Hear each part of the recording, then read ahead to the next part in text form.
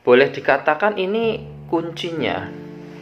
Bagaimana kita terbebas dari kemelekatan-kemelekatan, ya melekat pada masalah, melekat pada proses, melekat pada hasil, sehingga kita cemas, gundah, gulana, was-was. Itu kan karena kita ada kemelekatan.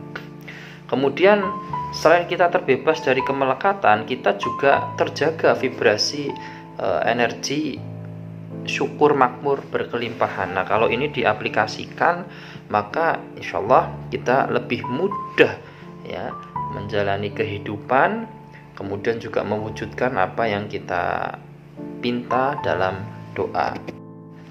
Bismillahirrahmanirrahim. Assalamualaikum warahmatullahi wabarakatuh. Alhamdulillahirabbil alamin.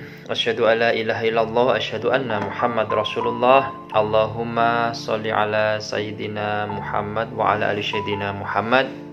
Ya alim, ya fata, ya hanan, ya manan, ya salam, ya arhamar rahimin. Semangat pagi Bapak Ibu dan teman-teman yang lapang hatinya, lapang rezekinya, yang istiqomah dalam kebaikan dan perbaikan, yang kehidupannya semakin kuat, sehat, kaya raya, makmur, banyak uang, banyak duit, banyak aset, berkelimpahan, sejahtera dan semakin mulia, yang segala harapannya, hajatnya, cita-citanya, bahkan impiannya hadir dalam hidup panjenengan semua dengan cara yang mudah, menyenangkan, membahagiakan, ajaib, bahkan atas kuasa izin dan ridho Allah Subhanahu wa taala. Amin ya karim. Jumpa lagi Bapak Ibu nggih. Ngapunten, saya tidak bermaksud menggurui, mengajari atau komentar, tidak. Hanya sekedar berbagi saja. Jika ada yang baik silakan diambil, jika tidak ada yuk abaikan saja. Nggih. Baik, bismillah. Pada video ini saya ingin berbagi tips bagaimana kita terbebas dari kemelekatan. Kemelekatan pada urusan-urusan dunia dalam tanda kutip ya. Kalau orang suka menceritakan masalahnya, berarti dia melekat pada masalahnya ya. Kalau orang suka menceritakan prosesnya, menunggu hasilnya dengan emosional, berarti dia sangat melekat ya dengan proses dan juga dengan hasil. Ketika orang gundah gulana, cemas, was-was ya, ketika orang mengalami ketakutan ya, bayar hutang tidak kelar-kelar, didatengin debt collector ya, kendaraan mau dicabut, berarti hadirnya rasa resah itu karena apa? Karena melekat pada masalah. Kadang saya guyonan begini Bapak Ibu dan teman-teman, didatengin debt collector, didatengin penagih, gusar, takut. Tapi ketika berbuat maksiat, mendekati riba, kok tidak ada takut-takutnya. Masya Allah. Baik, Bapak Ibu, ini bisa dikatakan sebagai kuncinya sebenarnya ya.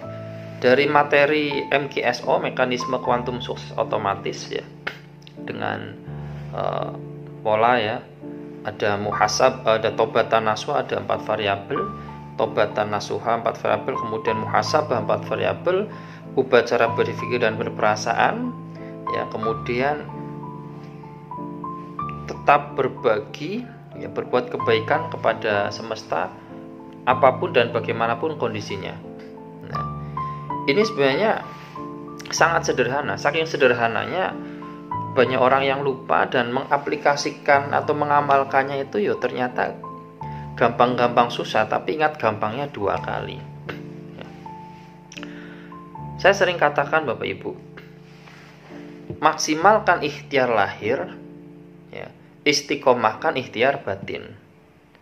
Dalam prosesnya ya, bebaskan diri dari kemelekatan pada masalah, pada proses, pada hasil.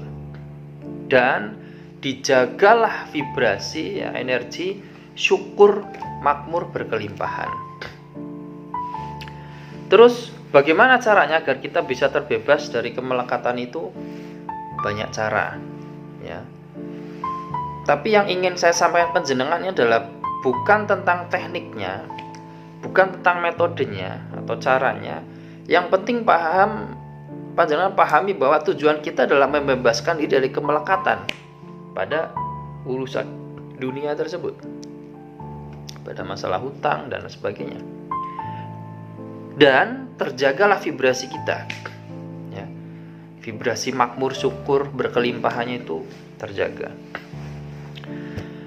Bagaimana caranya? Ya, ini beberapa saja ya. Yang pertama adalah pahami ya dalil di dalam Al-Quran. Allah mengatakan bahwasanya tidak ada ujian melebihi batas kemampuan. La yukallifullahu nafsan illa wus'aha. Tidak ada ujian melebihi batas kemampuan.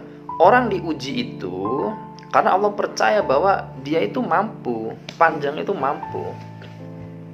Orang diuji itu karena mau naik kelas, ya, akan berkualitas lah hidup dan kehidupannya.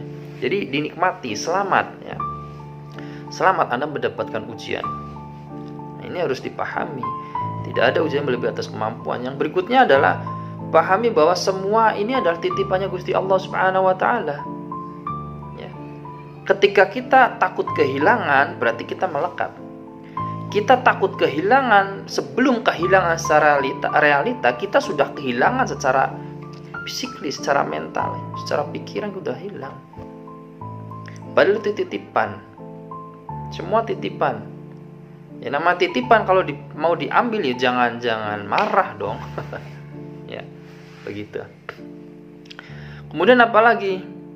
Kita harus tahu, kita harus paham bahwa sesuatu yang menurut kita baik itu belum tentu baik. Dan kebalikannya, sesuatu yang menurut kita buruk belum tentu buruk. Allah Maha mengetahui. Ya. Kadang kan ada orang nih pengen bawa, misalkan dia punya kendaraan mau dicabut, ya. Berpikirnya bahwa lebih baik kendaraan ini jangan dicabut, ya. Pokoknya aku pengen, kan berarti melekat dong. Kendaraannya sampai masuk ke dalam hati, jiwa dan pikiran. Padahal lebih baik dilepas karena memang sudah tidak mampu bayar, misalkan seperti itu. Pasti nanti rasanya plong enak.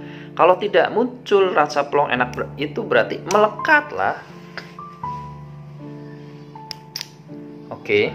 Ya, jadi Allah mengetahui mana yang terbaik untuk kita sedang kita tidak mengetahui. Pahamkan perihal ini, ya. Kemudian apalagi? Belajarlah melatih skenario berpikir dan berperasaan positif. Ada sebuah kejadiannya sendiri itu nggak penting sebenarnya. Yang paling penting adalah reaksi kita terhadap kejadian tersebut. Kita sering ada sebuah kejadian langsung kita berpikir ditambah berperasaan yang negatif. Allah seperti persangkaan hambanya, kita enakin aja, ya.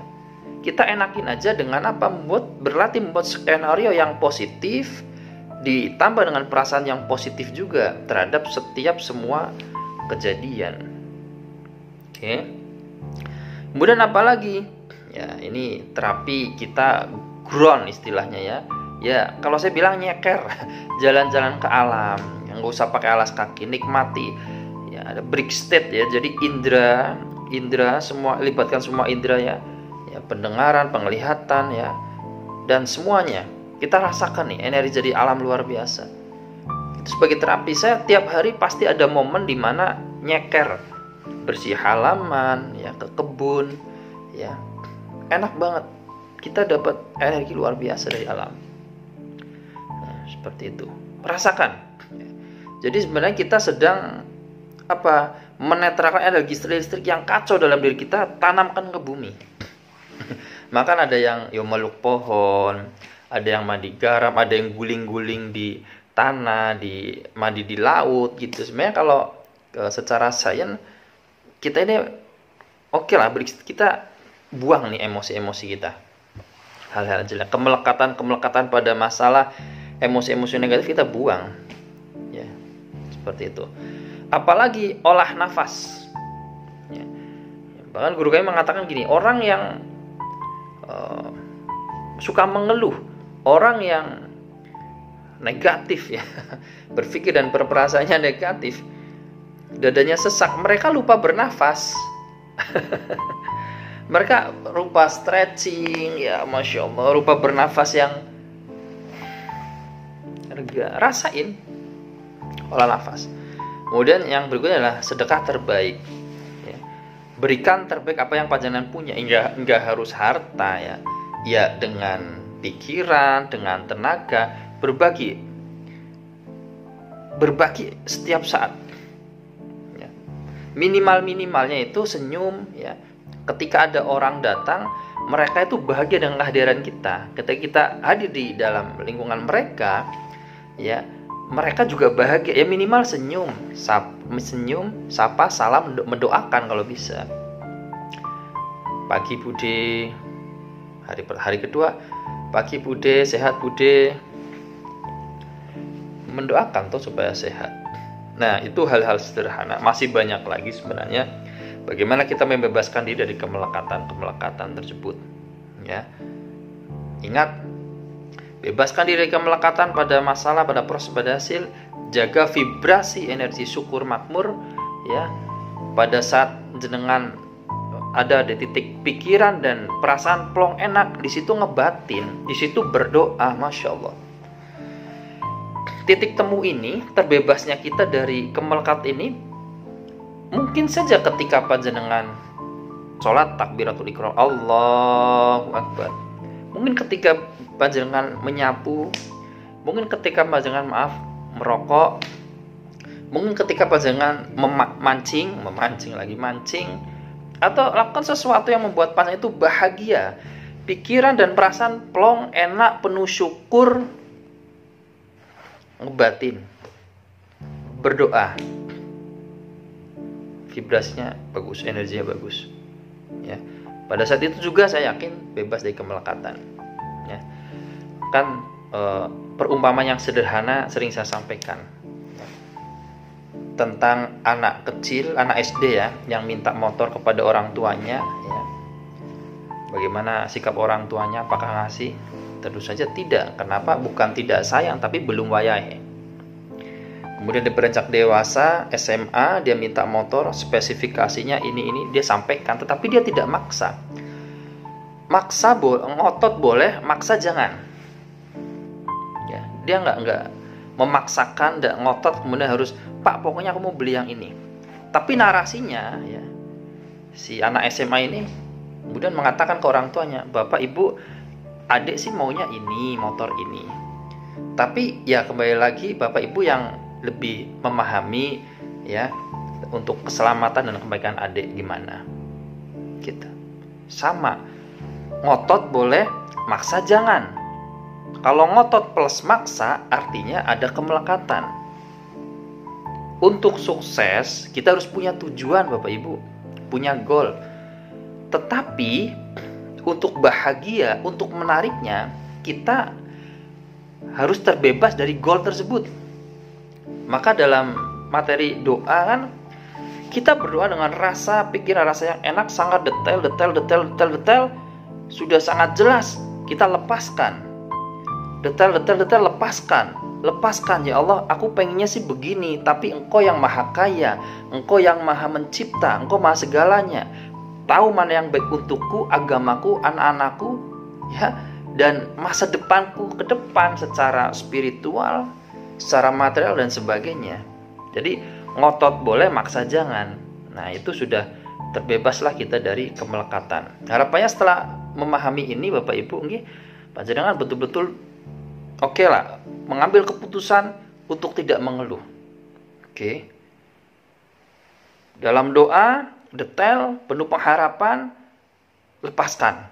Allah yang paling mengerti, paling paham apa yang baik untuk kita.